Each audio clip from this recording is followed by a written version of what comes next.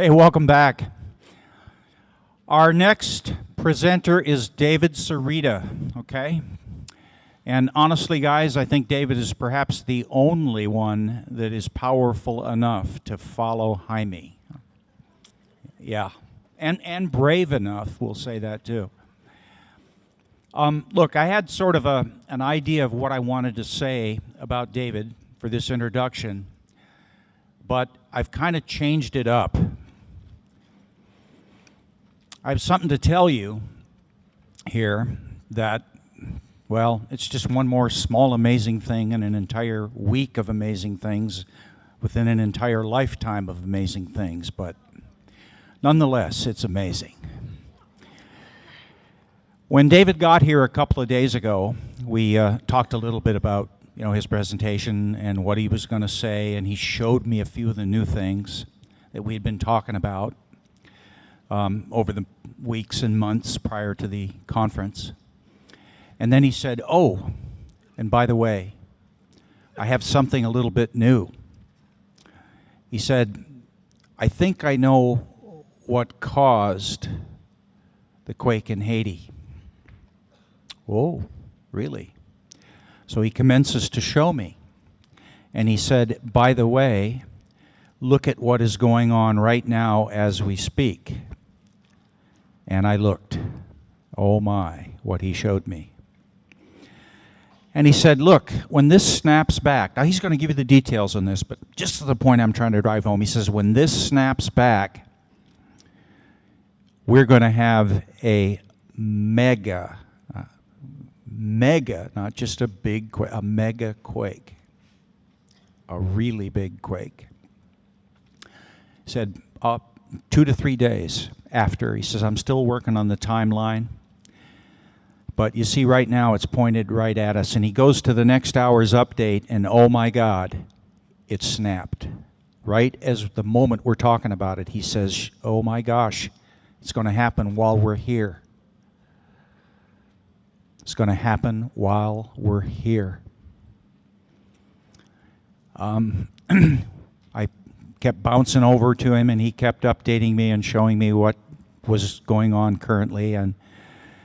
And he said, well, I think it's going to be probably in the next 24 to 36 hours now. 8.8 chilly. About what, 1:30 last night. He told me it was going to happen. He predicted it, you might say. This is all real, guys. I'm going to give you a prediction right now. This young man we're about to hear from, this guy is a rising star in our field and for the whole field of the humanity, for, human race, man. This guy is the next Hoagland, okay? He is the heir apparent. You heard it here. He's going to surpass him. He's on this trajectory right now. Ladies and gentlemen, David Sereda.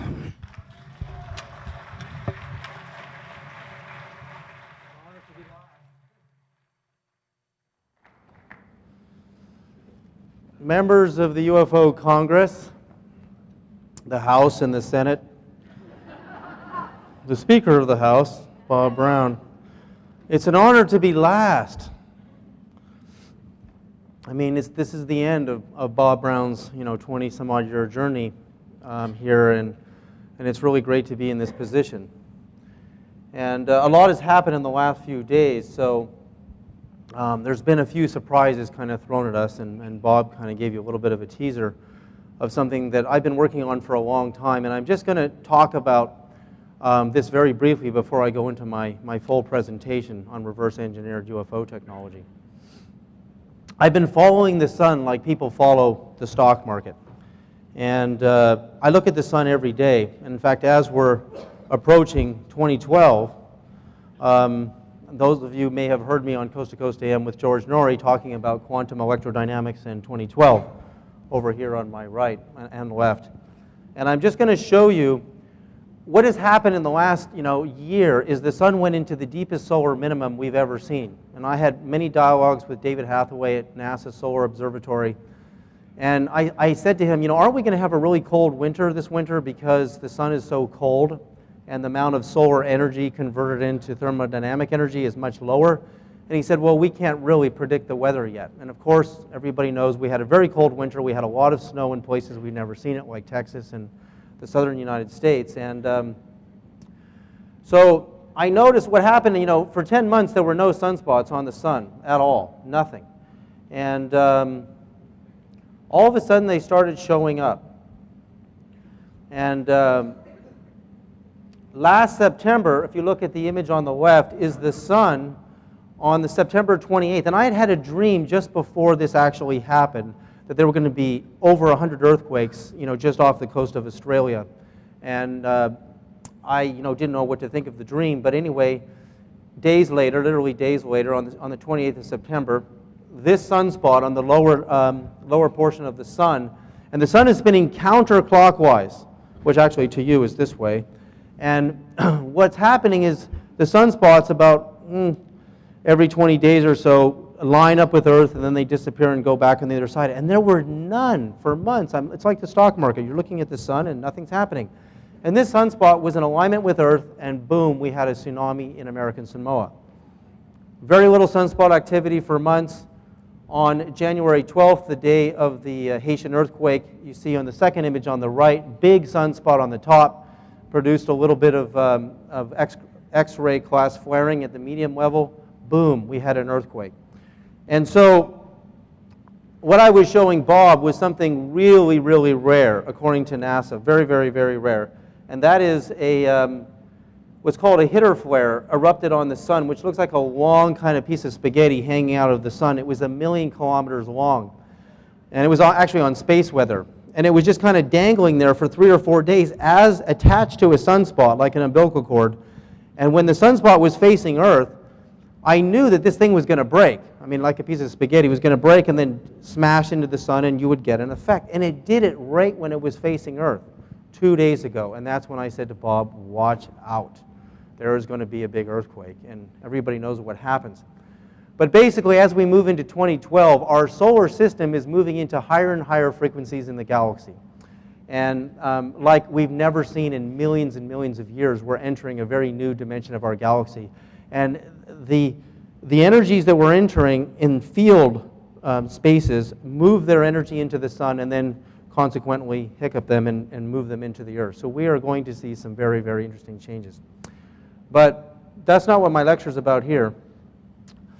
How many of you would like to see, I mean, I'm sure I'm going to get a show of hands, Congress create a bill that gives us access to Lockheed Martin, Boeing, NASA on the deepest levels to bring out reverse-engineered UFO technology so that we can all benefit from it and get off of fossil fuels? How many? So if this was really the United States Congress, well, it would happen. And really you are, because you are the people. You can vote and fight with your senators and your congressmen and demand that this happens, because we all know we're not crazy.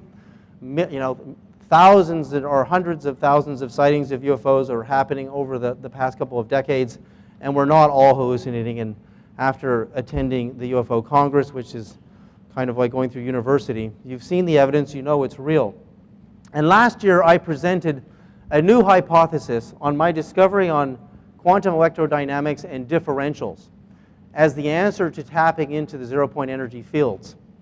And at the end of my presentation, I showed one of my blueprints, my precious blueprints that I've held secret for over 10 years. And I never wanted to show all of them publicly because I was hoping to find an investor or a company that wanted to join me and secretly build this flying saucer like the Wright brothers and see if it flew. And I told you how at the age of 7 in Berkeley, California in 1968, I saw a flying saucer as clear as the Billy Meyer photographs reveal, as clear as that, with my own eyes. And that's how this whole thing started. And they started teaching me about the counter-rotational spinning fields as part of the answer to their propulsion systems. Well, I have never given up since, and I've gotten meetings at Boeing and at Lockheed Martin and NASA. I've been able to dialogue with a lot of their top scientists. So what I'm going to show you today, firstly, is a little bit of history. How many of you came to my lecture last year, just for a show of hands?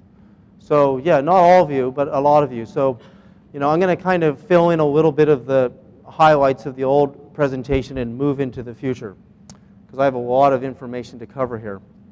So the first thing is, we know from hearing Boyd Bushman's testimony that according to Boyd Bushman, a friend of his who was a high-ranking Navy medical doctor, he had treated a young pilot who had just shot down the Roswell flying saucer with a classified beam weapon, super weapon, which I identified as the Tesla death ray.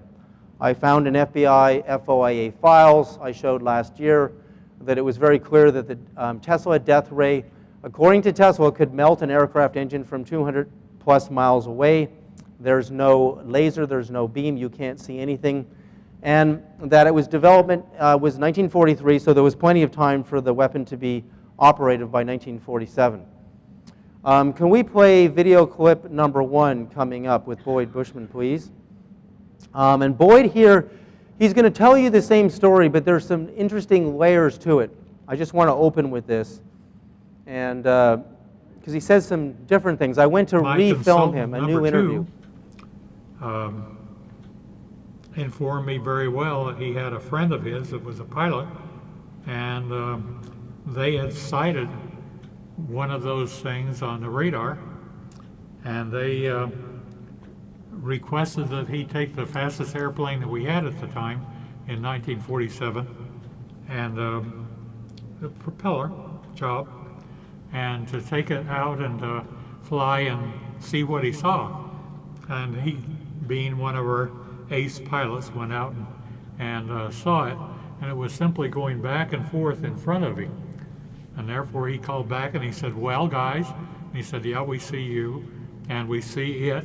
Do you see it?" He said, that isn't important. Tell me, are there any airlines around, or is there anyone flying a Piper Cub? Is there anyone else around that is like a friendly?" And they said, "No." And he said, I therefore request to shoot it down." And they said, "Why?" He says, "Because it's beginning to take off and leave me, and I have the fastest airplane produced by the United States of America, and no one else is better than we are, and therefore I want to shoot it down. It has to be an enemy, because you have already told me there are no other friendlies." And therefore they said, "Well, you have one of the latest weapons that we have at the time. Head right on, and you're granted." And so he shot it. It came down. It came down, and it lit close to where there was a road.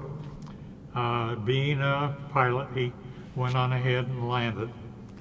And at that time, there was a hatch or a door that was open, and one of the little guys, around 4 feet high, Ty, was out walking kind of away from the craft, and rather than going toward him, he walked toward the craft. As he walked up it, he saw that it looked silvery, like aluminum or silver, but when he stuck his head inside, he was rather surprised that he could see out as though there were no metal at all, as though everything was a window. And he did so. Then he looked around and saw the 3 other guys that were dead because he had shot them. And he knew that the military knew where he was, and therefore he hurriedly went out and got in his airplane and took off so that they wouldn't know that he knew what happened. And he didn't have any difficulty talking to my friend, the military medical professional. And I talked to him just last week, and I said, "Is your story still the same?" He said, "Yeah, it sure is." Mike. That's the end of that piece of footage. Now, where would we imagine? I mean, the story is classic. Everybody has different theories about where the craft ended up from Roswell. Boyd told me that the alien bodies were originally taken to Los Alamos National Lab, which began in 1943 as well. So a very, very feasible story, and the most likely place because it's right there in New Mexico. But we obviously started reverse engineering the technology itself. And his testimony, clearly states that this weapon, this classified beam weapon, if we were looking in the cockpit of the plane here, shot the UFO down. And we can't even imagine a beam weapon in 1947 because we can't even see any evidence of anybody using beam weapons today. I could tell you a lot of stories about that. He testified that there were 4 aliens, and one of them actually survived. And now let me tell you a little bit about Boyd Bushman, what you probably don't know. He's the inventor of the Stinger missile, which later became known as Red Eye. He built the first, for General Dynamics, infrared sensitive heat-seeking missiles. So a lot of his background is not just in aviation and propulsion systems, but actually in the destructive power of weapons themselves. And I've got a lot of tape of him talking about this, and literally it's almost kind of sinister that he talks about how many planes his weapons have shot down. He now has missiles that can pull over 80 Gs on a turn. 80 Gs, 80 times the force of gravity, using gravity cancelers and reverse engineered technology. But Boyd then went on to tell me about where the Tesla death ray is at today. In fact, it is him who did the work on it. And because he showed me some things that I don't want anybody to see, I'm just going to play you the audio, which is very, very stunning to hear. If we can get audio on the output here. Not only that, but this same beam was aimed toward 2 automobiles. Now, Boyd is going to start here talking about tests he did with the beam weapon in its current state. You can imagine in 1947 if we shot down a flying saucer with it. And we know all of the incident reports, even in the past couple of years, of mysterious fireballs coming down and hitting the ground and not making a sound. And the fact that UFOs don't come very close to our cities and our towns in the United States like they do in Mexico. And the real reason I believe is because they know, the ETs know, we have this weapon. And Boyd actually has a patent for this weapon at Lockheed Martin, which you can see on the U.S. patent website, but I'm not going to tell you the number of the patent. But here, he's describing some tests that he did with it. Utterly alarming at the power. And there's no laser, there's no tracer, there's no smoke, there's no green shining light. It's an invisible type of weapon. And I ask you to consider when you're hearing this, just recently, Tesla Motors, how many people know Tesla Motors electric car company? Not very many. They just got $500 million from Congress to develop their electric cars further. Probably the nicest electric cars coming into the market. Their 3 top engineers were flying in Palo Alto, California just before the IRS suicide bomber. And their plane crashed and they all died. And I believe this weapon was used on them. Not only that, but this same beam was aimed toward 2 automobiles, and major critical parts of their electronics burned, and was aimed toward an airplane, and the critical parts of its electronics burned. You mean an airplane in flight or on the ground? Well, this was I don't believe it. I told you it was dangerous. I always knew that I could put this little device in my briefcase and I could walk past my F-16s with, fight the best, anyhow, and it would degauss the entire computer. The brain. Yeah, and all of a sudden they wouldn't know where to fly or nothing. And I just simply would walk past. I knew that. So I stopped that development. Right. Well, he went on ahead and with nothing more than making it a pulse device, verified that I was right. And it's kind of like the inverse neutron bomb. The neutron bomb all of a sudden goes off and all humans every place die. But the cars and everything else is, they're operating perfectly well. Right, no, the neutron bomb. Neutron bomb, right. Oh, that's the one that does yeah, that's right. The neutron radiation. At any rate, this causes the cars and everything else to stop, but humans operate perfectly well. It's the inverse.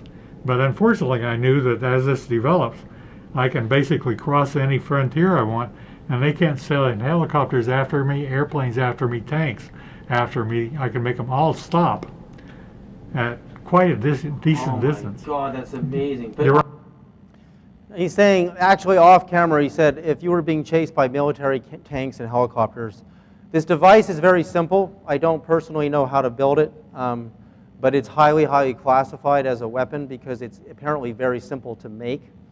It's dangerously simple. And if you pointed at a tank, an airplane, they would just all melt and fall out of the sky. So we know we have this weapon. It's probably our greatest secret in the arsenal of our military. And so when you see these stories of fireballs coming out of the sky, in fact, this happened to me. I was filming my new film, Quantum Communication, in Sedona, Arizona, and Cloud Swanson had just arrived from MIT. He's an MIT physicist. And as he's getting his briefcase right over his shoulder, I see this psychedelic fireball coming down over Sedona. And it didn't make a sound when it hit. And it turns out the days before that, there was another fireball that came down over Flagstaff. And a father and a son saw the thing hit the ground, didn't make a sound when it hit the ground. And then, 2 days later, I saw some strange lights outside of my window, and I took some pictures on my digital camera and blew them up, and sure enough, it was a UFO. So when I see things like that, I can't think that meteors are all just coming down over Sedona. I mean, the odds of the randomness of that are just illogical. I know, I'm very, very aware of the weapon we have. So the crash retrieval process, the process of retrieving saucers, it's very, very clear that we have been able to get them and actually work on them. And one of the things Boyd told me, and some of this videotape is really long, so I'm not going to show it here. It's going to be in a new documentary I'm working on. He goes into this lengthy conversation about all of him and his buddies who have worked at Area 51 and acknowledges Bob Lazar. And he basically says it's an underfunded program. The research, a lot of money went into reverse engineering UFO technology, and we can produce anti-gravity, yes. But he starts to talk about the materials that the craft are made of on the periodic table of elements are materials we don't even know how to manufacture ourselves. We don't even know how to do it.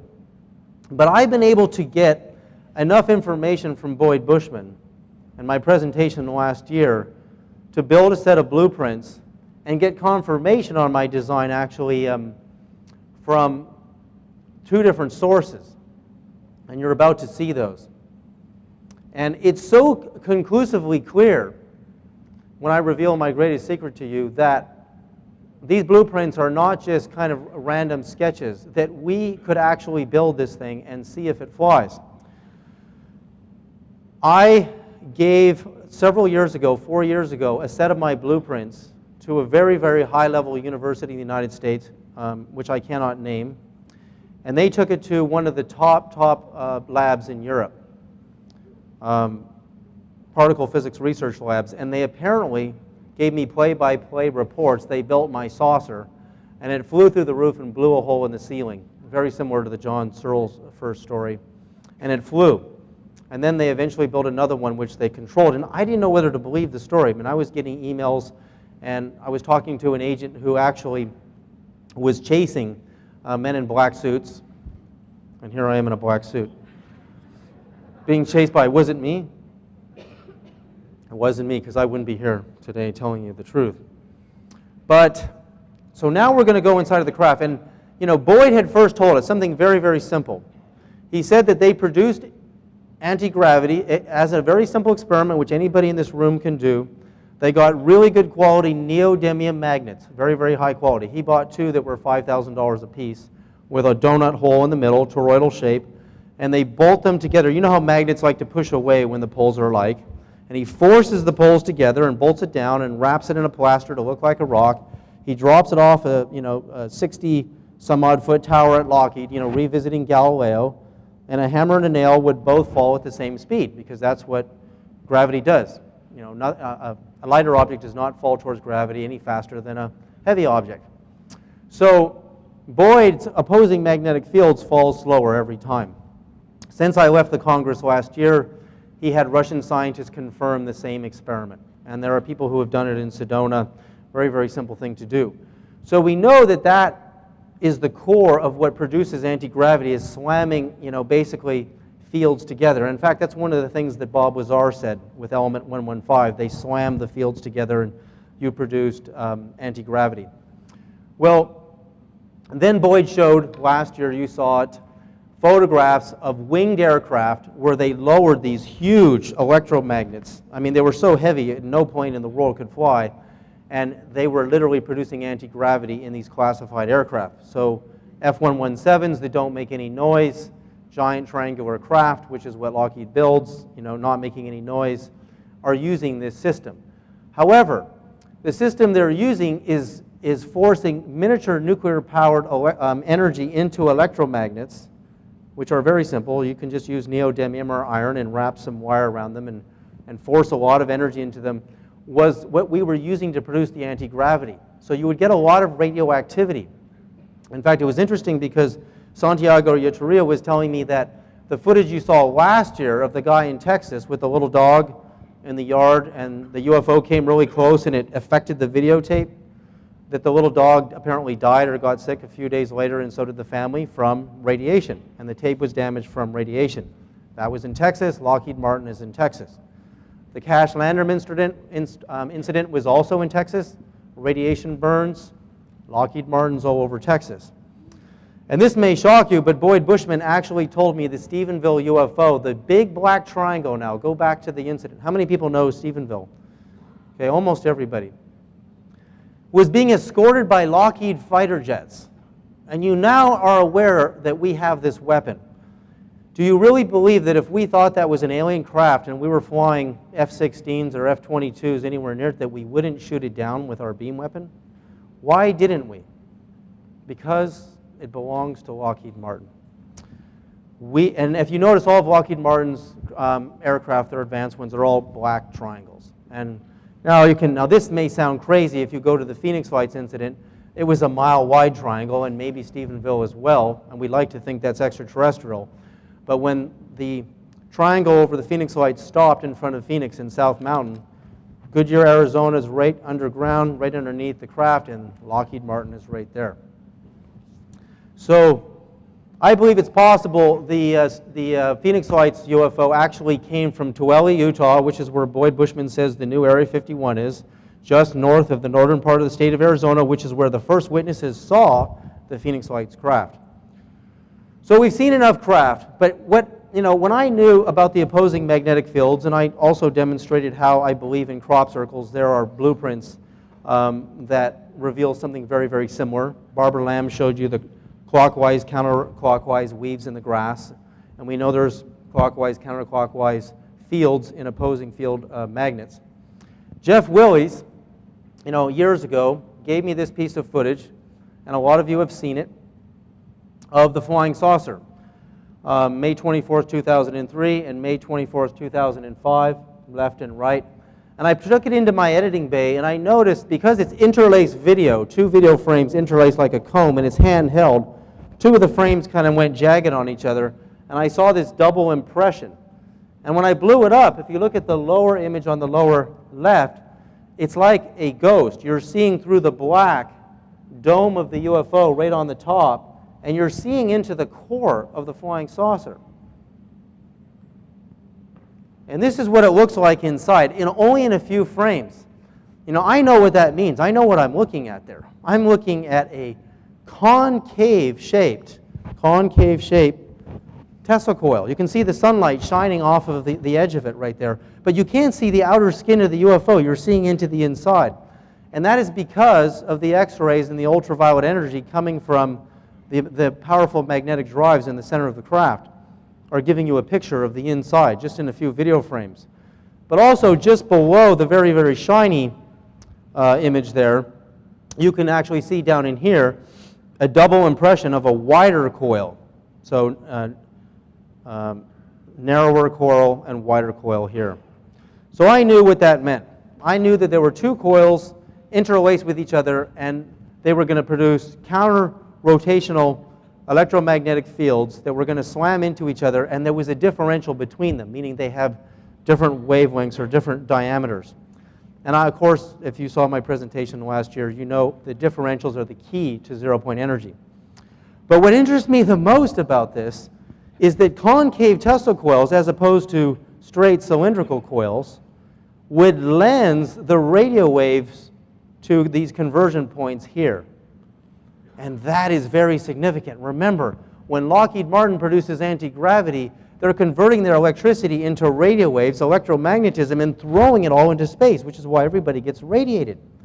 But if you can lens the radio waves, just imagine a lens right here, a camera lens, how it focuses light like a magnifying glass. Radio waves can do the same thing with a concave coil. What exists right here in a UFO? Well, we know. Let me just actually go forward here.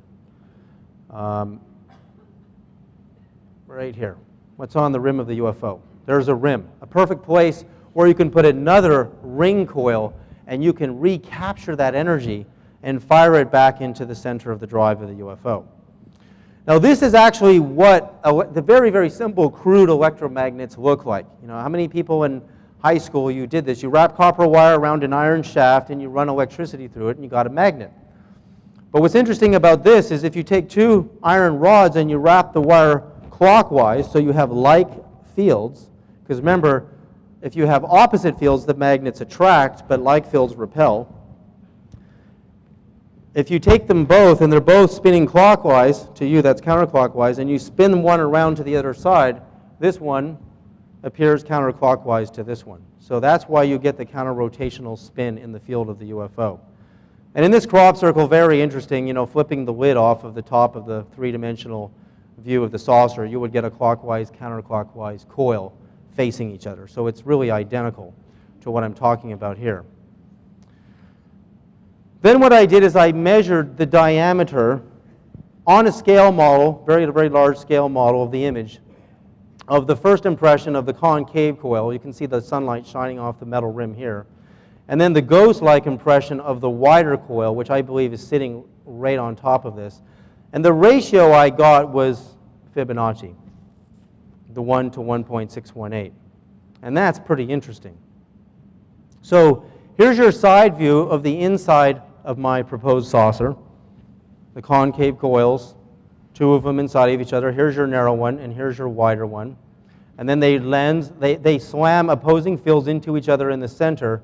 And the radio waves don't just scatter and go into space. You recycle them when they hit the converging points here, the magnification points here. This is the top view of the saucer. That electricity in the form of radio waves would, through the photoelectric effect, which is just radio waves or sunlight hitting steel, you can recycle them back into electrons with these circuits and fire them back into the center of the drive. So it becomes more efficient. And also, you're not radiating your environment. So these are what the circuits would look like on a side view. Very interesting when you look at this particular image of one of the Meyer UFOs, and you can see this on a lot of UFOs. Notice the two impressions on the bottom. Those are your two coils. The narrower coil, the wider coil. You see those there? I don't know how good how dark that image is there. But there are two impressions there. And then you see the circuits on the rim, just like I had proposed. So, now, if that wasn't enough, I had kept those blueprints on my own for years. Years and years and, years. Almost, 8 or 9 years now. And all of a sudden, my friend Jamie Berta said to me, there's an interesting video on YouTube, but it doesn't have very many views. And we got in touch with this young man. And what he did is he took 2 Colin Andrews crop circles and he spun them in 3D in AutoCAD. And you're about to see a little video, his little video presentation. And whether or not, crop circles are created by aliens or it's our military beaming images into the crops via satellite, somebody wanted us to see these blueprints. And they are identical to mine. I'll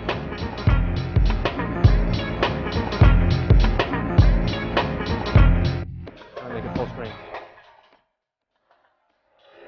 It's only 3 minutes long. So this is your Colin Andrews crop circle turned into a black and white schematic. He's going to reverse the white out, get rid of the white, and bring it into an architecture program called AutoCAD.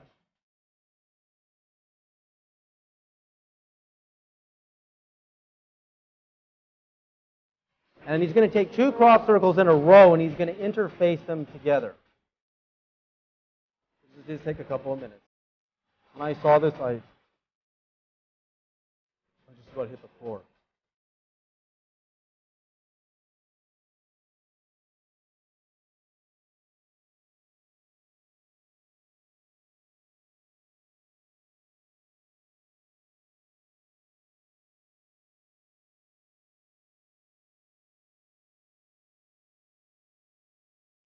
This is what the first schematic turns into in a three-dimensional environment. So this is like your component number one. And he's going to spin it here in a second so you can see the center of the reactor. You see the concave edges on the central coil, just like I have. And there are some other parts in here that I actually don't have. And he spins it. And he's going to take the second circle, and he'll do this much faster. And this is the second part. He's going to put both of them together.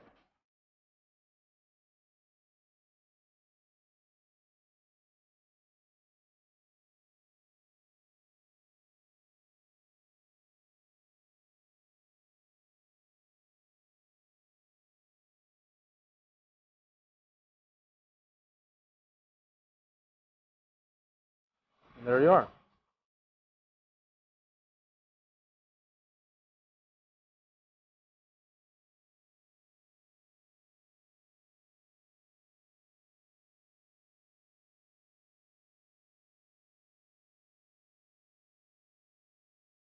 Three-dimensional view of the inside of your flying saucer. You see the concave rim on the inner coils, the two rings, the two toroidal rings on the top and the bottom, and the spheres on the top and the bottom. And I'm showing this video with permission from the Nicola who discovered this. Hardly anybody knows who he is at this point in time. And I've shared my blueprints with him. And he's telling me that he's already built a small-scale model and it levitates. It flies. And I'm going to meet him sometime in the next couple of months. We're scheduling a meeting right now.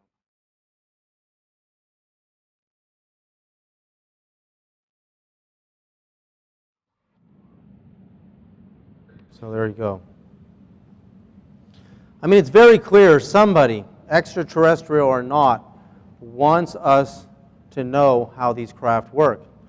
Last year I showed you video clips of FBI, FOIA files and photographs of a July 8, 1947 report in North Hollywood where an aluminum flying saucer crash landed into a woman's yard.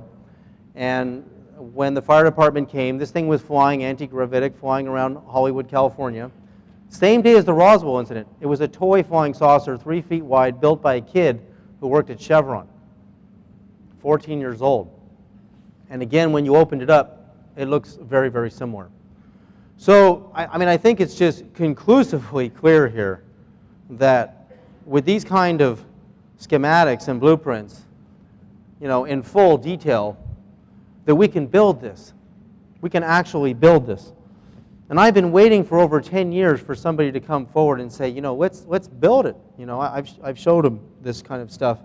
And I'm really amazed that there's so little passion. There's so little passion in Congress. There's so little passion in the investment community to make the revolution into anti-gravity, to take the quantum leap, so that we're not just staring at UFOs, we're flying them in the future, the very, very near future. And I have enough, evidence to believe that this thing will really, really fly. Now, when we look also back here in this, if you look up here, there are two toroidal ring field generators on the top and the bottom.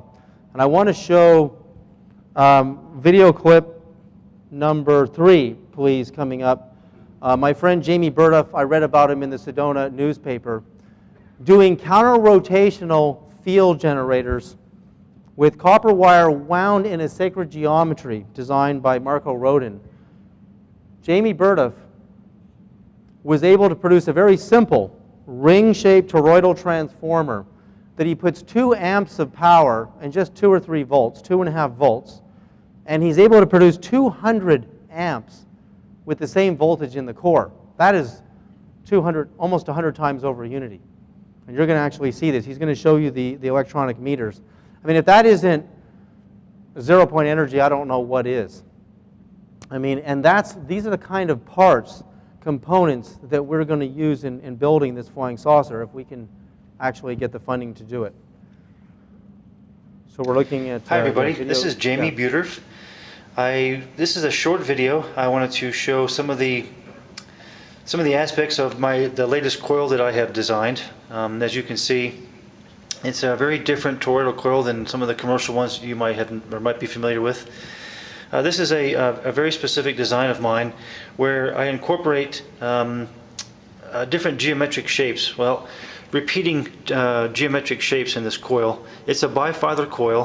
One of the circuits goes this way, the other circuit crosses over it in a specific angle. Okay, and I have several, that does that several times here in the center.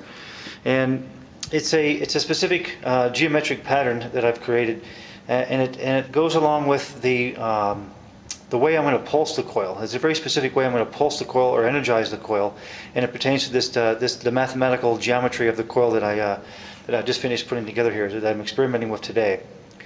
What we got here to the right is an amp meter, and it's right now, as you can see, it's reading 0, so there is no energy going through the coil right now. There are my 4 leads coming off of my amplifier, my left and right, positive and negative. Okay, and the amplifier is then hooked up to my laptop, and the laptop is what I'm going to be using to pulse the coil with. It has the frequency and the very specific way that I'm going to pulse this coil that I've developed in the laptop. So and then this meter here is what I'm going to use to show you what the amplification of energy is around the poloidal diameter of this coil, which is this way. All right, so let's get started. Let me get this energized. Okay, so now we're drawing roughly 1.5 amps coming into the coil. Now let's see what we've got around the diameter. Looking at 212 amps. Okay, as you can see, let me show you the settings I got here. As you can see, I've got it set at 600 amps. It's a Fluke 32 meter, very good, high quality meter. Set at 600 amps. All right, we're reading 212. Okay, so that's roughly what 116 or so times energy amplification. So we got 1.6 amps going in, and 210, 212 in the center of the coil. That's a very significant energy amplification. One of the other things I wanted to show you, let me get this out of the way. What I have here is a 1-inch neodymium sphere magnet. It's a grade N42, and when I stick it in the middle of the coil, it starts to spin, but not only spins, but it actually, the magnetic field holds it very tightly to the center of the coil. Okay, I can wobble it around a little bit, but it's essentially levitating in the center of the coil very powerfully. I can turn this thing around and it won't fall out. It's a very strong magnetic field. Alrighty, well, that was all I wanted to show. Thank you for watching. I mean, that just blows my mind, because we're talking about the only difference between Jamie's toroidal ring-shaped coil and traditional transformers is the geometry in which he's wound it with. The sacred geometry in which he's wound it with. And he's also running his electric current. He purifies his current, which is a proprietary part of the invention.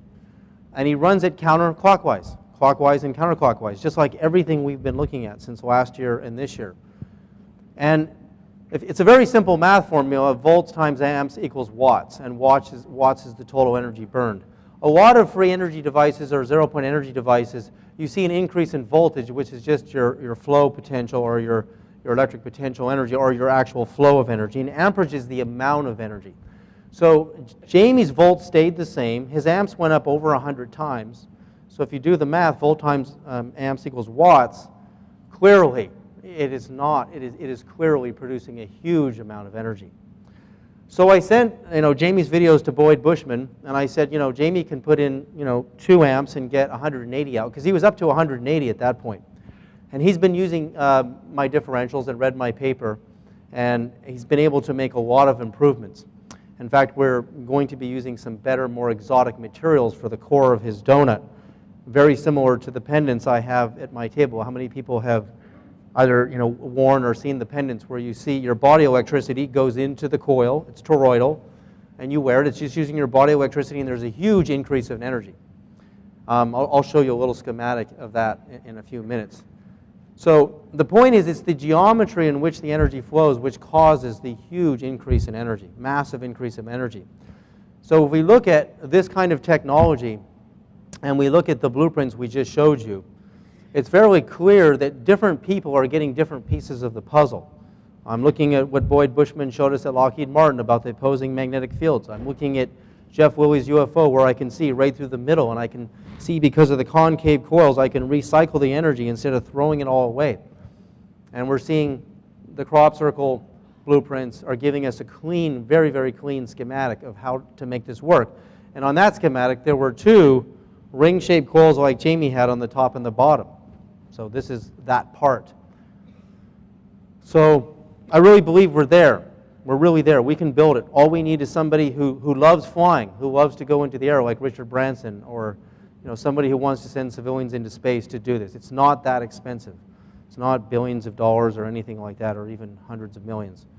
And so we can actually do this. Now last year, I opened up my lecture with my discovery on differentials, the hidden harmonic codes of the universe. And I told you what zero-point energy really means. What does it mean? It means that in the void of space, at a temperature of absolute zero, which is actually colder than space itself. Space is minus 273 degrees Kelvin, and then you go to absolute zero, which is down in the minus 400 range. So at that level, with absolutely no temperature, it was believed by Einstein and his colleagues that if there's no temperature, there's no energy in this absolute zero place in the universe. Because most energy formulas convert either mass and heat into motion, or electromagnetism, which is also heat, into energy. So if there's no heat, there can't be any energy. And Einstein and Max Planck fought with each other for about 10 years, and eventually Einstein agreed the void of space was supercharged with energy at the 0-point level. And at the 0-point level, there are very, very high frequency fluctuations. So high in frequency that it's literally beyond the highest frequency energy domains we currently understand today. See, basically, if we look at radio waves, say maybe oscillating at a diameter this big, right? The longer the orbit of the wave, the lower the amount of energy it contains. And then by the time you get to red, the color red, you might be here, and then blue here. You see what I'm saying? The higher the frequency of the oscillation of the wave, there's more energy there. So a blue photon, blue light, has more energy in it than red, and red has more energy than radio waves and microwaves. And then you eventually get to ultraviolet, which has more energy than blue and violet, and then you eventually get to X-rays and gamma rays. And gamma rays have, a 10-second gamma ray burst will release more energy than our sun will in its multi-billion-year lifetime. So when you're talking about the zero-point field, you eventually reach places beyond the gamma ray spectrum. How many people here saw my part 1 of quantum communication that was shown at the film festival here? William Tiller at Stanford proposes that subtle energy, and subtle is really not the right word in my opinion because it's not weak and subtle, vibrates higher in frequency than the gamma ray spectrum. Consciousness does. That means if you convert that through a very simple formula in Einstein, converting energy back into mass, the subtle energy force in the universe is more powerful than a 10-second gamma ray burst. It's more powerful than our sun's entire lifetime of solar energy. And this force can actually be accessed by the power of the mind itself. And then I told you how differentials work, how you need differentials, harmonic differentials, to pull energy out of the zero-point field and bring it into our space. Imagine a sunny day in Arizona and there's no wind, and it's 100 degrees outside, and all of a sudden a cloud comes over and cools down a little patch of air underneath it. That produces a temperature differential. Hot, cold. What happens? The wind blows. Energy moves. Energy needs a differential to move between one place and another. So I propose that Newton's third law, Newton is the great physicist who preceded all the physicists in our age, including Einstein and Max Planck. He said every action has an equal and opposite reaction. And I said, well, the more I look into the quantum universe and everywhere in nature, that isn't true. I'm seeing that every action has a reaction, but there's a difference or differential leftover vibration between those reactions. And I showed you my presentation. Well, just at the end of the conference, I was talking with Mark Cuthbert. Mark, are you out there anywhere? There he is. And we were talking about the idea of the Great Pyramids being an actual stargate, an electronic stargate between here and a distant star system in the Orion belt. And I thought, how could that possibly work? And I really worked on this problem, and thanks to Mark, he really got me thinking about it. And when I worked on the problem, I realized what the answer was. And we're going to move towards the idea of building a stargate, an actual stargate, and how it works using very, very simple harmonic technology with my new breakthroughs in differentials, the hidden harmonic codes of the universe. So using my galactic clock, this is my galactic clock that I measure subatomic particles, galaxies, and solar orbits and planetary orbits with. And with this clock, I was actually able to show how you can actually break the speed of light. It's a very long kind of presentation to get into that, so we're not going to go there. I also showed how the Earth has different rings. It has the Van Allen radiation belts, the purple that you see here, and then you have the green plasma pause. And they're spinning counter-rotational to each other, clockwise and counterclockwise. And we notice that the purple here is a shorter wavelength than the green here. And the gray here, the magnetopause, is an even longer belt of energy. So we see how there is no such thing as equal and opposites. There are spaces between waves that are called differentials, which cause energy to move out of zero-point field. In fact, after I enhanced my study on differentials, just recently the National Oceanographic and Atmospheric Administration took an interest in this paper and read it, and it's now circulating all over the administration because I predicted the graviton, the missing particle in physics, the one particle that nobody can find. I mean, everybody can see the effects of gravity. They're the most obvious thing, but we can't make that thing go up. We don't understand it. We have to find this particle called the graviton, and I predicted it was in the differential between the electron and the positron. That the graviton was not a particle, it was a differential between the motion of two particles. And the NOAA told me that they've noticed differentials in gravity, and there are measurements on gravity at the South Pole, and that's why many scientists over there are reading my paper now. And if that's true, the graviton and the force of gravity is a differential. It is not a particle. And if you know that, and you understand how the graviton works, you can produce anti-gravity. And that is what the blueprints you've seen are all about. This is a very simple example for those of you who don't remember what a differential is. If two waves were coming along with the exact same amplitude and force and speed and they hit each other, it would look like that when they hit, and they would just cancel each other out.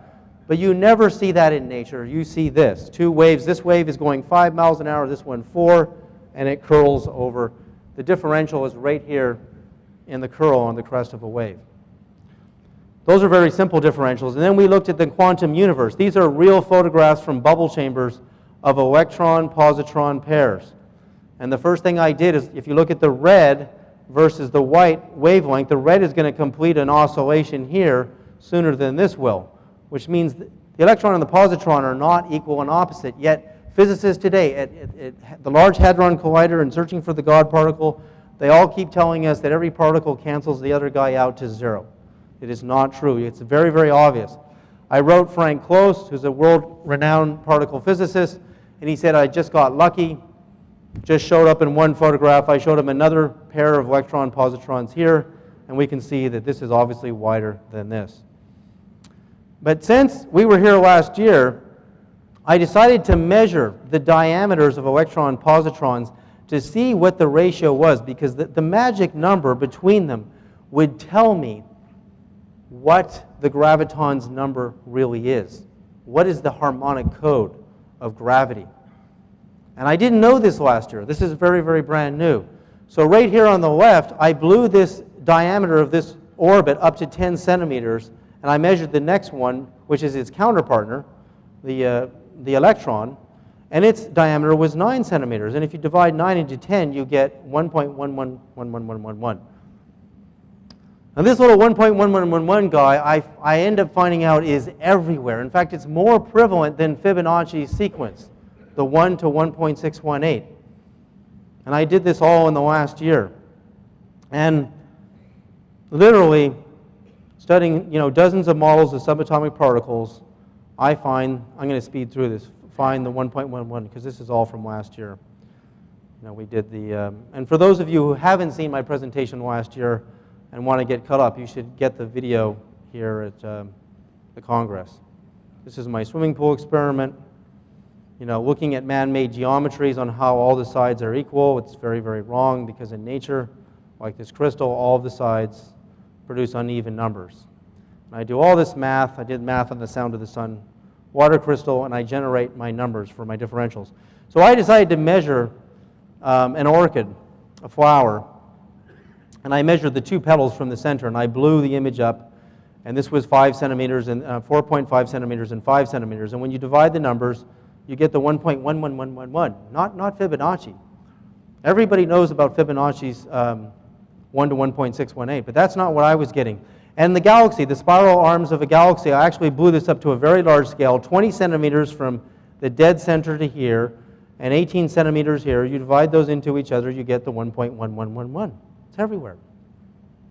Everywhere. And you can clearly see if you get a trained eye when you're looking at a Fibonacci ratio versus the 1.111. Now what's amazing about this little 1.111 guy, if I can find my little calculator in here, I don't know where it is in here, but I'll just tell you what it is. I believe in the creation of the universe, for those of you who follow sacred geometry, the idea that 2 spheres collided and formed the Vesica Pisces upon the moment of the Big Bang. I believe the ratio between these 2 spheres was a 9 and a 10 ratio, which produces the 1.111. I believe it's the mother of all harmonic codes in the universe, because it is virtually everywhere. If you square 1.111 on your calculator, which just means times itself, you get 1.2345678 It's the birth of the numerical sequence. And so what I do, why are these numbers so important? Why is the 1.11 so important? Because if you build your wave generators with these dynamics and produce these these aren't frequencies, these are differentials, then you tap into what that number represents, which is the power of creation. NASA's Ulysses, flown over the sun's poles 3 times between 1994 and 1995. One big puzzle revealed by previous flybys is the temperature of the sun's poles. In the previous solar cycle, the magnetic North Pole was about 80,000 degrees, or 8% cooler than the South Pole.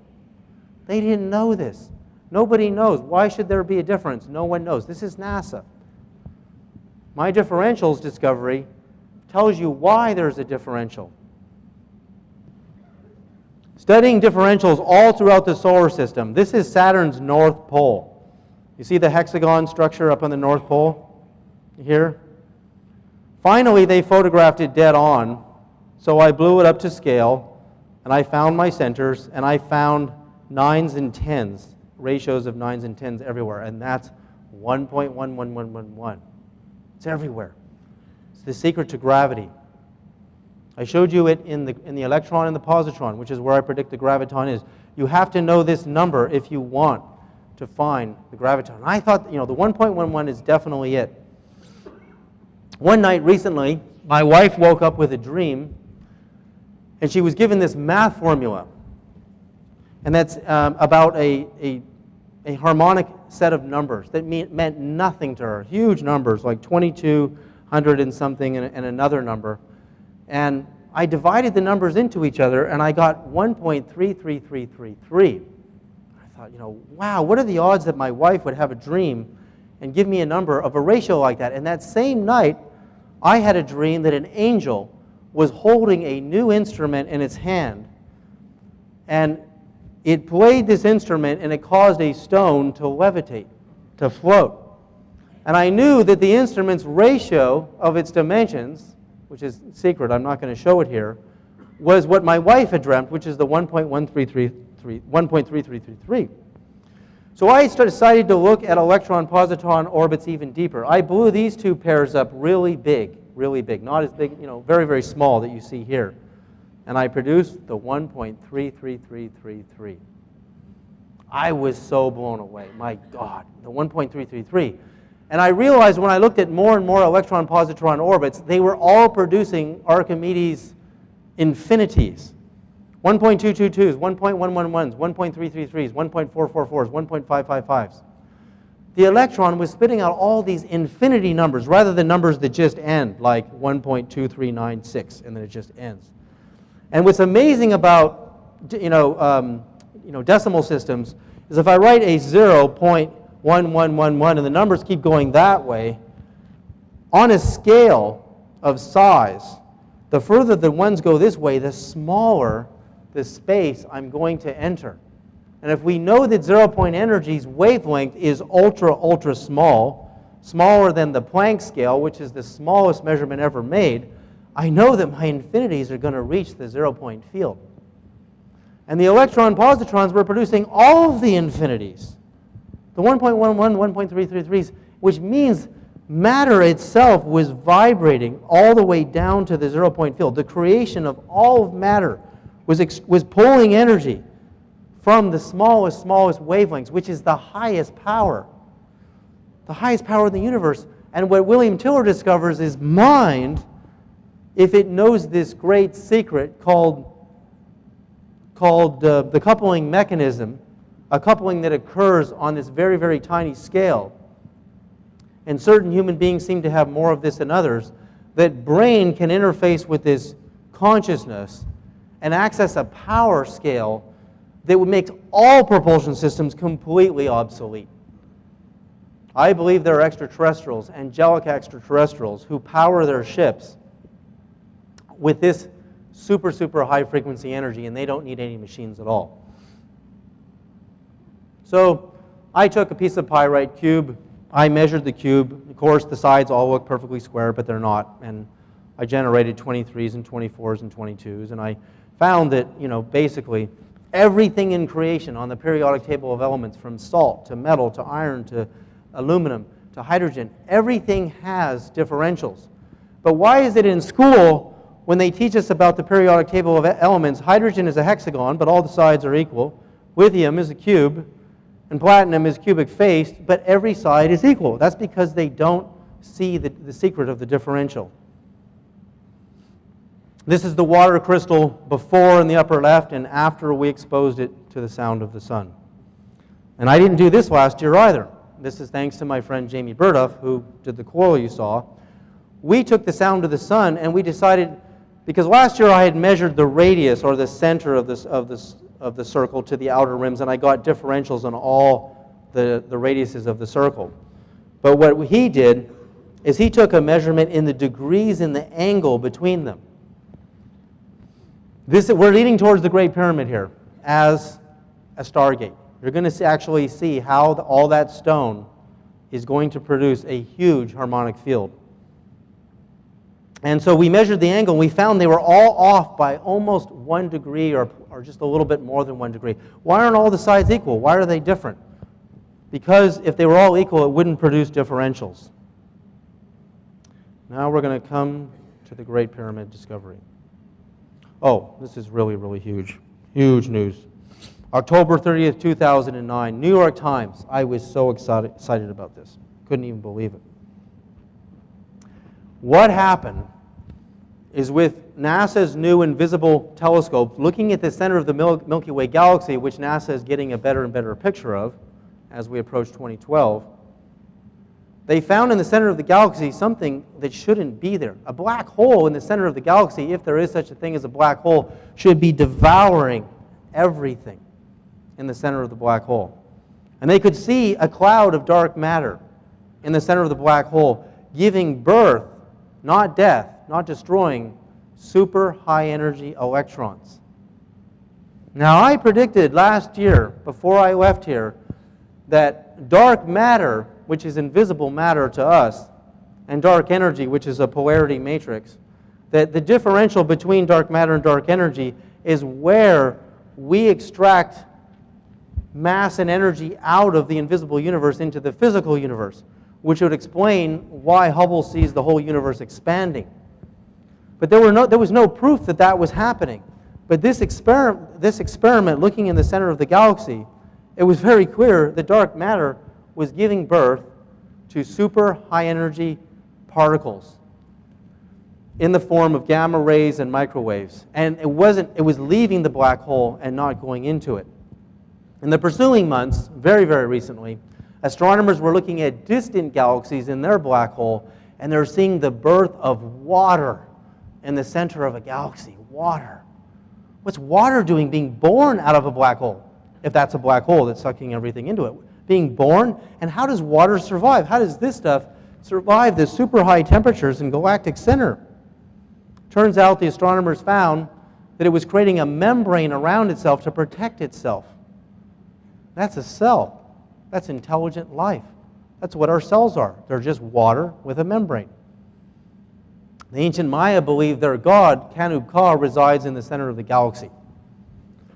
I believe that all life is being born in the center of the galaxy, not dying. And it's coming out of the differential between dark matter and dark energy. All of these things have happened in the last year. But now, this is, the idea of the Great Pyramids as a stargate. I mean, this is just unbelievable. Unbelievable stuff. I was not the one who discovered the ratio between the Great Pyramid here and the other pyramids was the same as the 3 stars in Orion's belt. Of course, this is backwards, upside down here. That was already known, but I did know that their ratio represents a harmonic relationship. That there's no 3 stars in the sky that, if you look at them from Earth, have that exact same ratio between them. So we thought of the idea, if the pyramids were a perfect reflection of Orion's belt, how could we prove that the pyramids made of stone with copper or gold capstones could be used to create a stargate, an actual stargate, to either spiritually or physically teleport to that distant star system? So what I did, of course, is I took measurements on the Great Pyramid here. We measured you look at the best quality measurements you can get in royal cubits, and everybody thinks, well, it's square, so all the sides are even. Well, they're not. The north side was 439.767 cubits. The south side was 440.05, so they're only off by 1. The east, 439.93, and the west, 439.87. And, traditionally it was thought that that's just got to be a mistake. They meant all the sides to be even. But you saw in the crystals that I showed you last year how none of the sides of a quartz crystal, the 6 sides, are equal lengths. They're all different. So I wasn't surprised that I saw this, and I didn't believe it was a mistake by the builders.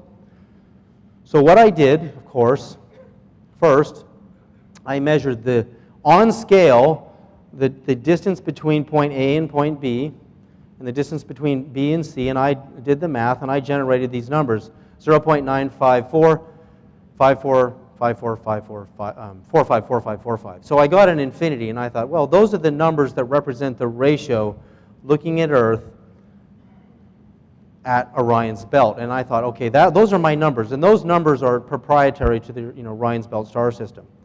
And what's interesting about the observer and observed effect is that if a camera is on Earth and it's looking at a distant star system, the Big Dipper, any of them, the Pleiades, and you flatten that into a 2-dimensional photograph like this. This is 2 dimensions, X and Y.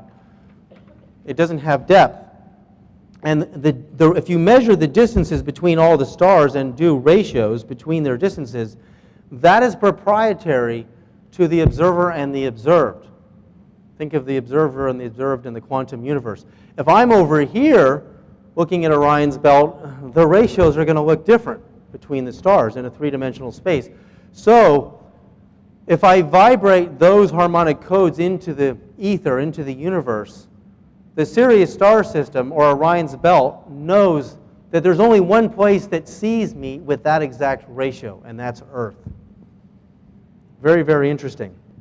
Now when we measure the slope in degrees on the Great Pyramid, we get 90 degrees, 89 degrees, 89 degrees, and 90 degrees, all off by 1 degree, just like my water crystal. That is not a mistake. This is clearly a harmonic code generator, just like my water crystal. The angle between here and here and here and here is off just by a little bit of degrees. So I generate all my numbers on the Great Pyramid, and it's really amazing. The 4 sides, looking down at the square. My ratio is 1 to 0.999, and the numbers vary depending on the side. So I entered that into my catalog, and I went, wait a minute, I know what that number is. We talked last year in the very beginning that Archimedes' student, Eratosthenes, was the first one of the Greeks, and no one preceding him, not even in ancient Egypt, could tell us the circumference of the Earth at the equator. And it was Eratosthenes who pointed, with his sextant and calculated 1 degree on the horizon and knew there were 360 degrees in a circle. And he measured that degree on the horizon equaling a certain distance on the Earth, and he multiplied it by 360, and he came up with the roughly 24,000 mile circumference of the Earth. Well, there was no way the Greeks could have known, and no one could know unless you had access to outer space, that when NASA came along with radio telemetry, they would measure the pole to pole circumference and the equator to equator circumference and find out there was a difference or a differential. And guess what the number of the ratio of the differential of the planet Earth is?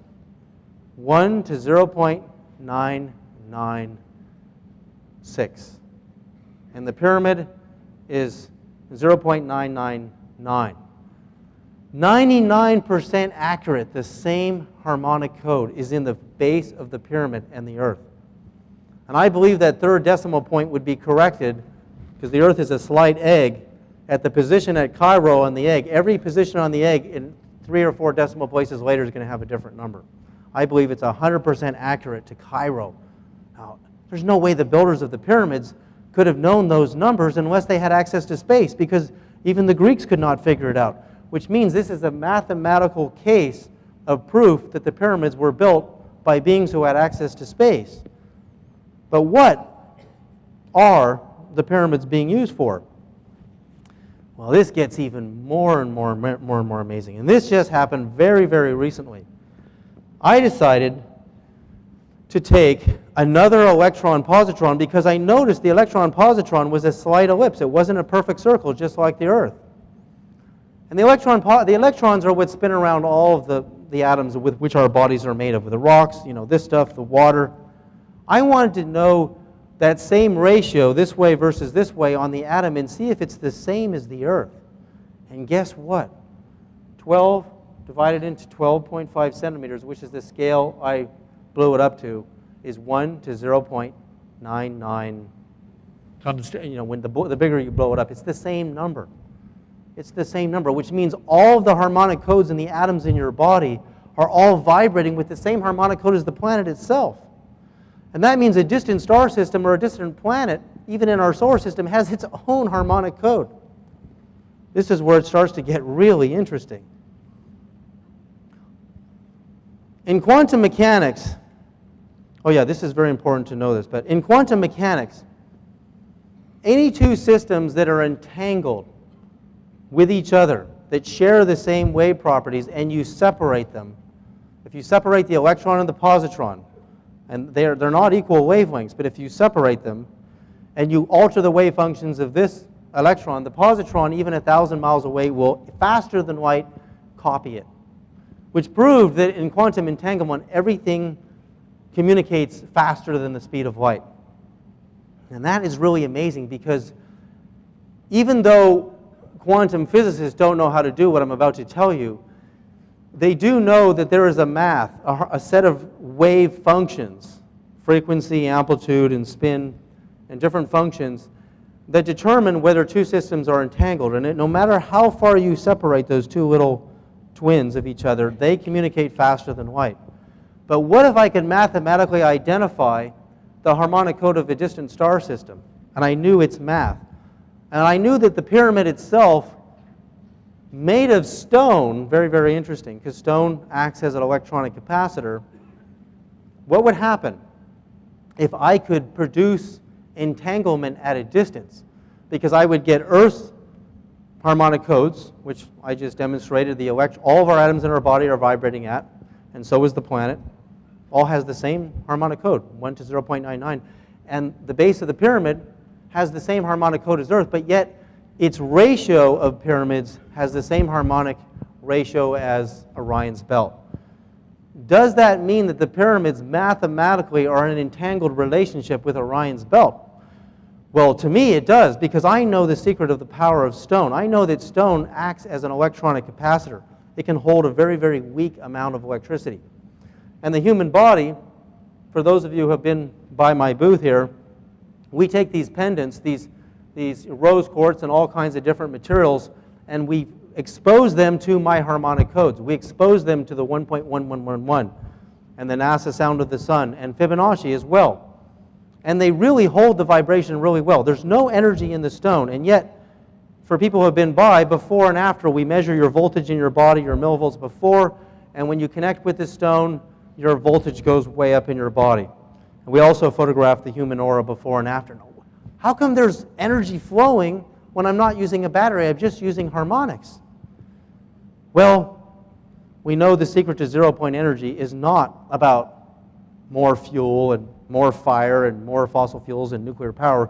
We know it has to do with harmony, because we know Jamie Burduff's coil, the big donut-shaped coil, it was all about the math and the harmony of the way he wound his wire in the shape of a toroid. This is a toroid, a donut. And this is Jamie's windings, which he did for me on these pendants. And all just the harmonics of the windings, he put 2 amps in and he got 200 and something amps out of it. That's all he did. So that tells me that the way the universe works, its secret is that there are harmonies in the universe, almost like Pythagoras' music of the cosmos, the music of the spheres, the music of Mandana. That if you tune into those like a radio station, you receive what that harmonic code represents. You receive the influx of energy. So would the pyramids act, and another thing, I need to express this, as soon as we added the metal windings to the stone, and the metal windings on their own, I did millivolts tests, I got a 0. You cannot move electricity with the human electricity. Our body is running positive and negative ions through our nervous system. We are electrical beings. We have auras. We emit biophotons of energy. But I couldn't move a single amount of energy in the wire by itself. But when the wire touched the stone, I got a huge improvement in my pendants. Now, what used to exist on the top of these huge tons of limestone and pink quartz? Gold capstones. And something happens magically with stone when you interface a conductor grade, metal, copper, and of course gold is the best conductor on top of it. And what would happen if lightning bolts struck the pyramid? I mean, that was one of my first thoughts, is maybe the priest, waited in the king's chamber and waited until a lightning bolt struck one of the pyramids, and then it activated the resonating stone, and the stone became a capacitor, and the harmonic code set up, and that person's body teleported to Orion's belt. And then I thought, well, they must have used something. And how many people have seen that thing that looks like a light bulb? The Egyptians, they're holding the little filament going through it with there's a little round thing on the bottom. I think that was their power source that they brought in to the pyramids they used to activate the field of the stone. Because I use something, in my lab, I have 5 different generators that I built to activate my stones. And Mark had said to me, Mark Cuthbert, who's here working at the conference, had said to me just the other day at dinner, what if we brought one of your resonators to the Great Pyramid and we just tried it out? What would happen? So incredibly far out idea, incredible. The Sirius star system, 8.7 light years away, we know the Egyptians had a relationship with that. That we could actually do something like this. I mean, it can't be a coincidence that all of the math on the Great Pyramid has all of the wave functions of Earth entangled with a distant star system. it just makes perfect sense in quantum mechanics that that is how it works. Any two systems communicating in a quantum entanglement communicate instantaneously faster than light. So I propose there is a great possibility that the pyramids were used to build an actual Stargate, and we could probably, again, build one. It wouldn't be hard to do on a smaller scale and try to teleport something very, very small. And this is another really crazy thing, but let me just show you this really quickly. We've had two people who have this is all about stone and the different, the ancient Sumerians wore these toroids on their wrists. You can see the god Marduk wearing them with the windings on his wrist. And he's actually got a lot of them around his neck. But I'm going to speed through this because I want to show you this is all about stones. It's all about the power of stones and why we use the toroid. And you can see these at my booth after the event if you haven't seen them and get voltmeter tested. Speeding up. This was a person's aura, very, very advanced aura camera before and after contact with these charged stones. And you can see on the left, all of their chakras are way out of alignment, and the third and the seventh chakra are way off center. And afterwards, they all become bigger and perfectly aligned, and they're all producing more energy. We can see this woman's aura before, all these breaks in her aura. And just like a light bulb, if you get more voltage in a light bulb, the light bulb gets brighter, and her aura gets much, much brighter before and after. Now, all that is just stone technology. It's just stone technology. So, again, why the Great Pyramids? Why are the pyramids actually doing this? Why is this happening? Just made of stone. I almost think, you think of the Stone Age, and you think of, the Iron Age, and you think of the Bronze Age, and you think, we speed through these ages, and we come to the modern technological age, and we think, oh, we're past stones. There's nothing interesting about stones, but I think many people in this room who have been to Stonehenge and have been to Egypt can testify that there really is. You can feel, the power of stones. And then we speed by the Bronze Age, and we think, okay, we're past that now because we're making little plastic computer chips, and we don't even need to use copper anymore. And I think we need to almost comb through each one of these ages and revisit them to see, what is really there. So I want to show Boyd clip number 2. This is very, very interesting. Boyd Bushman. Can we roll clip number 2? I mean, it's so wonderful that Boyd, with his background, building weapons and missiles and fighter jets and propulsion systems, There's a great wants to go number public of and tell his stories that we about scratch our heads how, about. That once we if know, there were more we'll leave of what the we right now scientists. know Well, let's listen to behind. him. And it will come from Area 51 and whatever, the whatevers. But I don't think we've begun to scratch that we haven't gone to the bottom of that bucket. We haven't even approached it. When we actually find that many of the components are made using elements we don't know, then how can we say we need to do that time and time and time again? We need to go back to kindergarten and find out how to make elements again. You're saying that we don't even have the right scientists working on the data. I'm saying they aren't supported properly. The right scientists are not supported properly. Exactly. It's just like I said before, lack of money will kill science.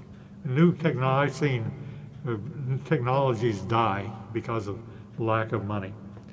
Just like watering a garden, you keep it watered, you keep it growing, and you get the benefit from it. You don't overwater it, that's called a flood.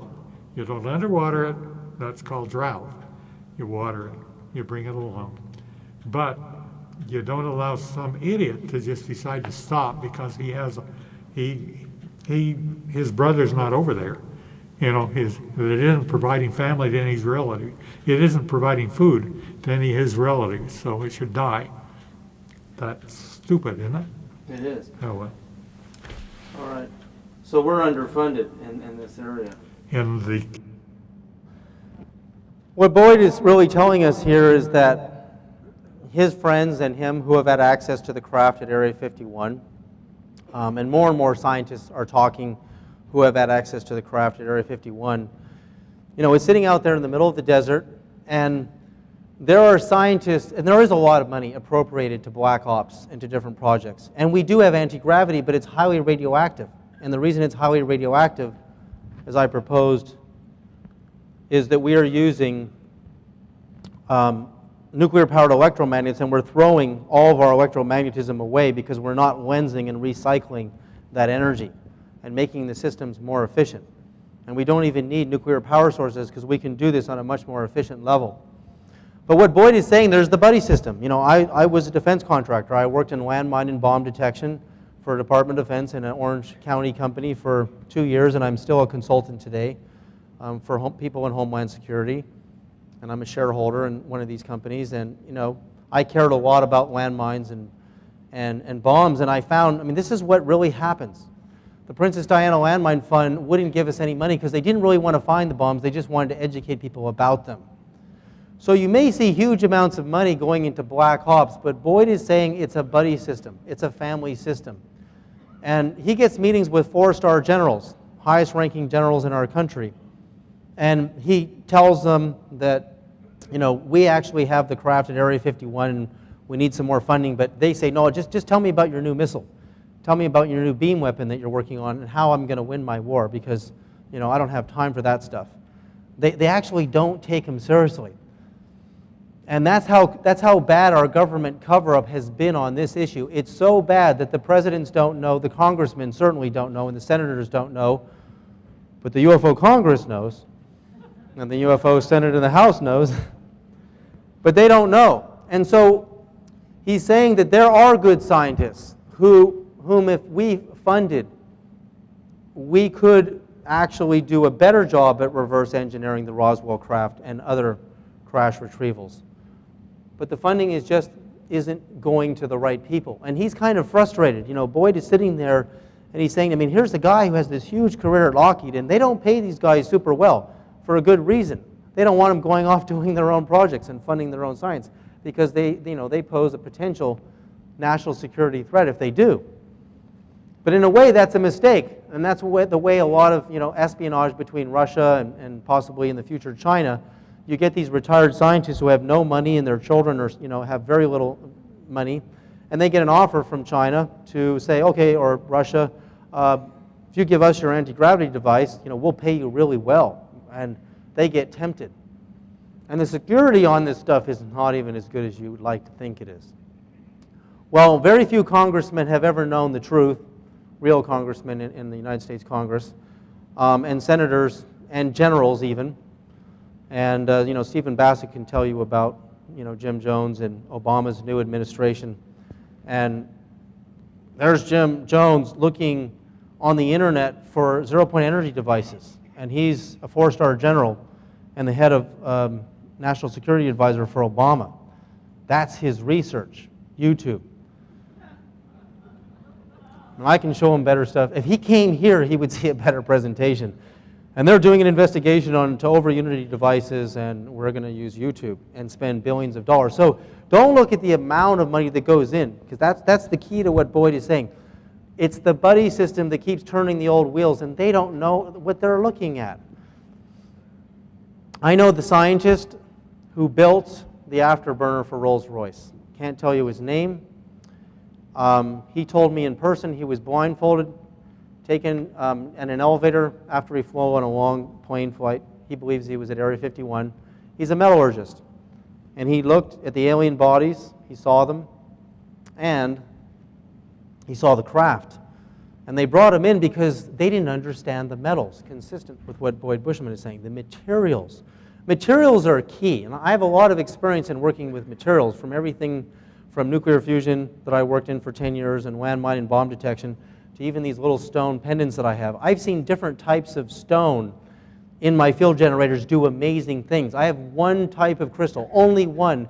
It sits there and it sings. It just goes, it makes this high-pitched ringing sound. And I'm not plugging wires into it or anything, it's just sitting in my field generators, and no other stone does that. And that's because every material on the periodic table and combination of materials has proprietary, abilities and properties. And Boyd is saying there's materials on these crafts that we've never seen yet. We don't even understand these materials. And we don't we don't fund the scientists that really know how to do a good job on this. So that stuff is still sitting in there. And yes, we have huge triangular craft at Lockheed. I've confirmed that. And we have the beam weapon. And there's no way I believe that we would, if we really believe the Stephenville UFO or the one over Phoenix was alien, and I know we have this weapon, we would have shot it down for sure. Or we would have tried. And I don't believe with all the F-16s carrying those weapons on them today that we couldn't have shot it down because we did successfully shoot down the Roswell flying saucer.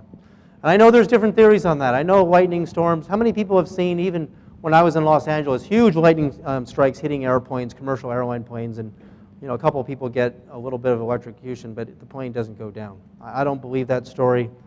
You can believe whatever you want. I believe the testimony of this man is true. So with that, I beg you to consider that we can build our own. We see all the evidence. It's pointing to us everywhere.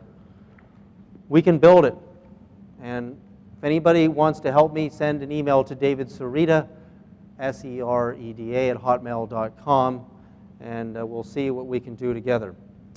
Thank you very much. We can take some questions for the last 25 minutes here.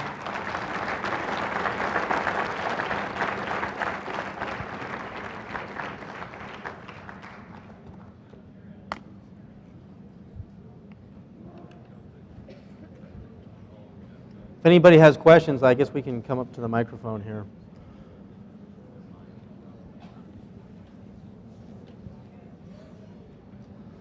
Thanks.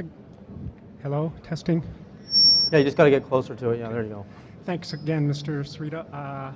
You mentioned that the plane that was shot down by the pilot in Roswell, that the pilot immediately landed and examined the plane. Examine the UFO, yeah. Would that have been on, I guess, Highway 60 near Corona? The question is, and Boyd's testimony from the Navy doctor at Roswell is that we shot down, a young pilot had shot down the Roswell flying saucer with the Tesla death ray. He was being treated for radiation burns from the weapon. But before he went to the hospital, he landed his plane and he made contact and saw the aliens. They were not the Germans. Are you aware of what the condition of the road? Was it a dirt road or was it a paved road? I'm not aware of the condition of the road. Is there anybody in tech who can help us with the microphone here? We can maybe get it to work a little better. Oh yeah, we're getting some feedback. That's what it is. And just one final question on the issue of whether these free energy devices could be converted real easily to weapons. Well, I think of the Wright brothers. The question is, could zero-point energy devices be used for weapons? When the Wright brothers built the airplane, I'm sure they just wanted to fly. And they had no idea they would become F-117s one day or B-1 bombers. Zero-point energy has profound environmental implications. It obviously can take us way beyond fossil fuels and beyond. In fact, with Jamie's little transformer there, I believe the battery on an electric car will last, 10 times as long at least, if we were to use these things and we knew, if you got a little bit of help to take it to the next level.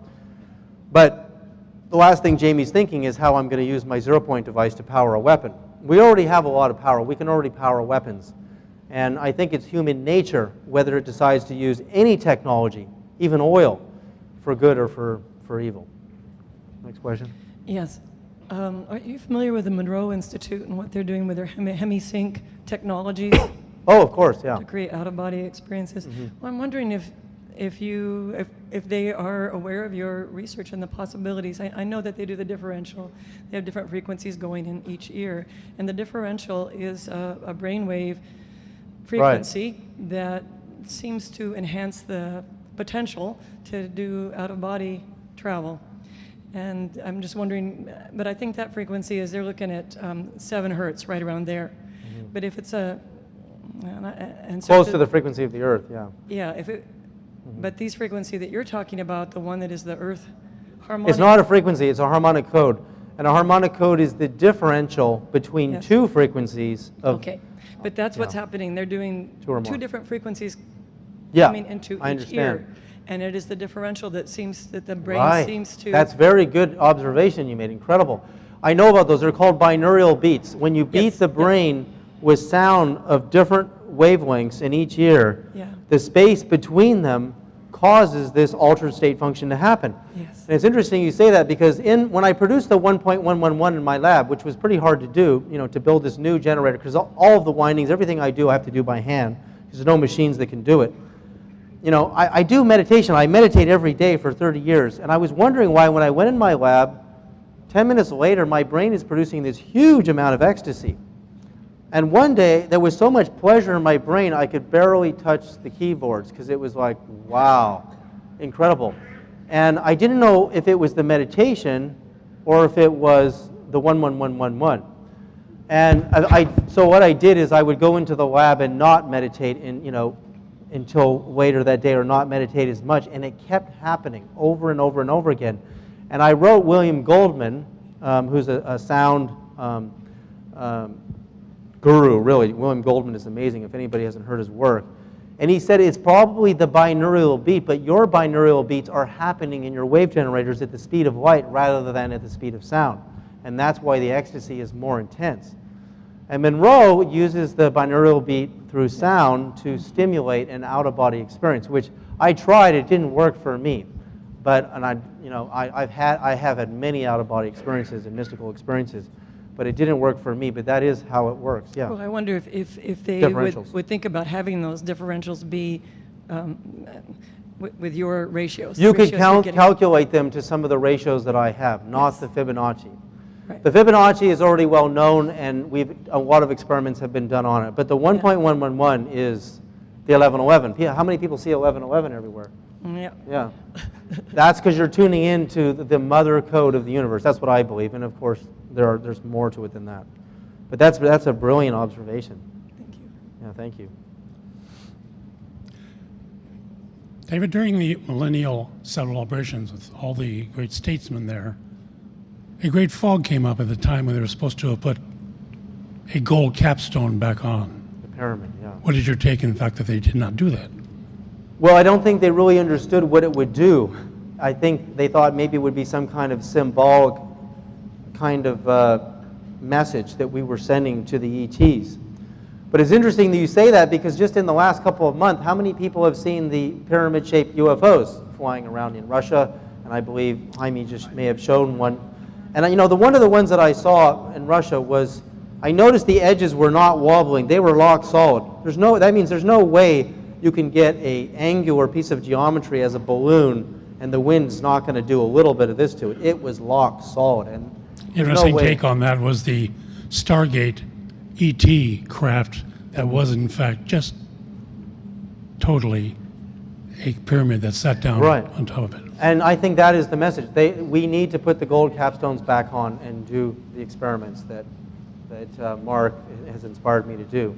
Hi, David. Thanks for sharing, friend. You got to get a little closer to the mic Yeah, there. thanks for sharing, friend. I just want to make an observation. I saw someone who made an observation that the pyramids were in the direct center of the landmass. I find that pertinent to your findings. But also, I heard on Coast to Coast a couple of nights ago, a guy by the name of Glenn Kimmel mentioned that there's copper in the pyramids. And how might that relate in making the pyramids a communication device? They become ultra supercapacitors as soon as you put the copper with the stone. The copper on its alone is So not it would just capacitor. amplify, is that correct? It's magic what happens. Yeah. And you can- and also, you may or may not know that the Nazis were very attuned with mercury, and they took a lot of it down to South America, I understand. And that's used in the toroidal. Well, that's what I think these two little round balls are. in the plasma of the craft. Right, these two round balls here, they're not, I'm not on the screen anymore. I think those are where, again, different materials going into the opposing magnetic field drive will produce different effects. And mercury needs to be tested, and so do a lot of different materials. So it's not just about the opposing magnetic fields. There's another level. What Different part do you think mercury then would play? Well, we have a lot of evidence because people have seen from what Bob Lazar has told us about the power of mercury. But element 115, the mathematical formula he gave us before at Lawrence Berkeley National Lab, they finally produced 115, element 115, and the math formula was almost identical to Lazar's. Yeah. But his formula predated theirs. Are you aware of the fellow from Denver that was supplied as a medium, the formula for 115? Are you aware of that? No. Stan Romanak. Oh, yeah. Yes, he's been supplied that formula. That formula as okay, well. I'll shut up. Thanks, Steve. Thank you, Thank buddy. you very much. Yeah, I know how. It is the belief that a lot of people that are metaphysical, that we're going into a new way of thinking. And that new way of thinking is about sharing, and it's about cooperativeness versus competitiveness. And a lot of the people that are trying to create this zero-point energy machines, they just want to find some way of making money on it, or they want to make sure that the whole public gets it, but some company somewhere is going to make money on it. I think we need to go to the next level of thinking and not only share the technology, but just share the idea instead of trying to prioritize it and patent it and keep it to ourselves and have That's why I've somebody given my making money blueprints on to it. the whole world here today, because I've never gotten money. Like Nassim Harriman spent $2 million in his lab and he produced nothing but bending metal. And his scientists came to me and told me what they did in the lab, and I said, is that all he did with $2 million? Because that's nothing. And so, look at the economy. Look at the Federal Reserve and the bankers. It's a very, very simple thing to say. We are richer than we've ever been in the history of the world. We have more goods, services, and labor, and thinking, and knowledge, and inventions than at any time in history. A dollar is supposed to represent goods, services, labor, education, healthcare, all those things, agriculture. So you should have the dollars for all of the goods and services and potential labor in the country. So there's no shortage of wealth. There's a shortage of dollars to move things.